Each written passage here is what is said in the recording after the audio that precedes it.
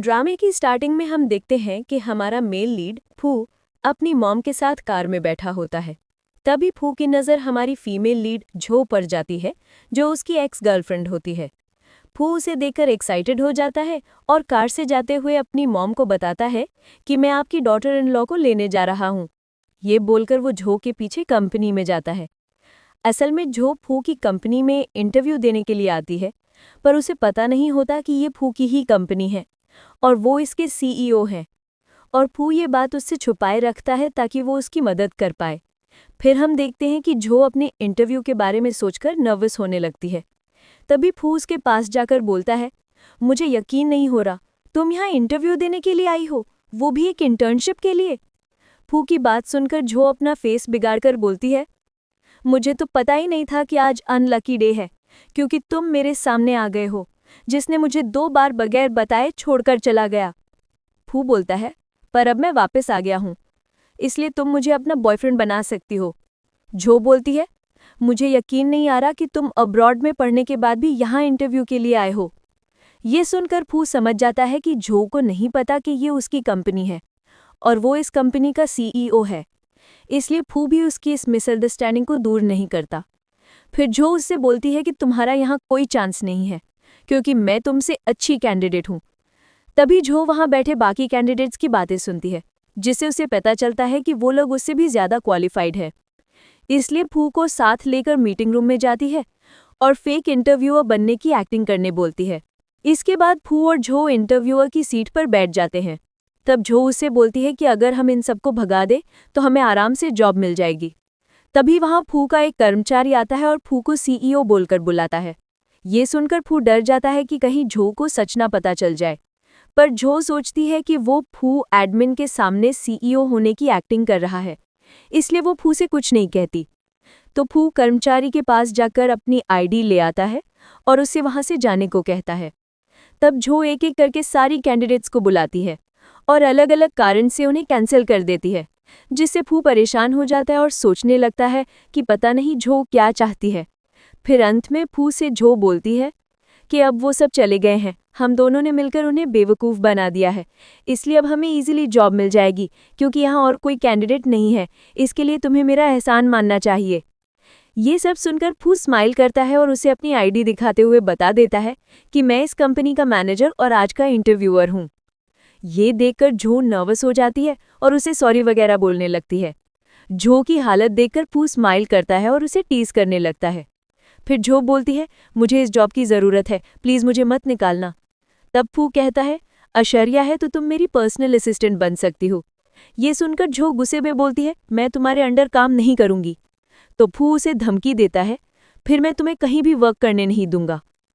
तब झो बोलती है, ठीक है, मैं तुम्हें सोचकर बताऊंगी। तो फू प्यार से उसके बालों को टच करता है और बाय बोलकर चला जाता है। दूसरी तरफ फू अपने एम्प्लॉयज़ को बताता है कि कोई भी उसे प्रेसिडेंट नहीं बुलाएगा, बल्कि सभी उसे अब से मैनेजर बोलेंगे। फिर फू अपने असिस्टेंट को बोलता है कि आज से तुम मेरी जगह पर प्रेसिडेंट बनोगे। इधर झो मिंग से आर्ग्यू कर रही होती है, जो उसकी पुरानी कंपनी का प्रोजेक्ट पार्टनर होता है। मिंग उसे रिजॉर्ट प्रोजेक्ट की कॉपी मांगता है और उसे कंपनी से फायर करने की धमकी देता है। तब हमें फ्लैशबैक दिखाया जाता है, जिसमें झो रिजॉर्ट प्रोजेक्ट को फाड़कर फेंक देती है, जिससे मिंग गुस्से में आ जाता है और उस पर चिल्लाने लगता है। अब फ्लैशबैक एंड होता है। मिंग झो को मारने के लिए आगे होता है और गिर जाता है। उसे ऐसे देखकर झो हंसने लगती है, तो मिंग गुस्से में उसके पास जाने लगता है। तभी वहां फू आकर झो को सेव करता है। उसे देखकर मिंग झो से पूछता है, ये कौन है? तो फू उसे बताता है कि मैं इस कंपनी का मैनेजर हूं और झो मेरी असिस्टेंट है। ये सुनकर मिंग झो से बोलता है, ज़रूर तुमने इसके साथ नाइट स्पेंड किया होगा, तभी इसने तुम्हें असिस्टेंट बना लिया। तो झो और फू से बताते हैं कि ऐसा कुछ नहीं है, बकवास मत करो।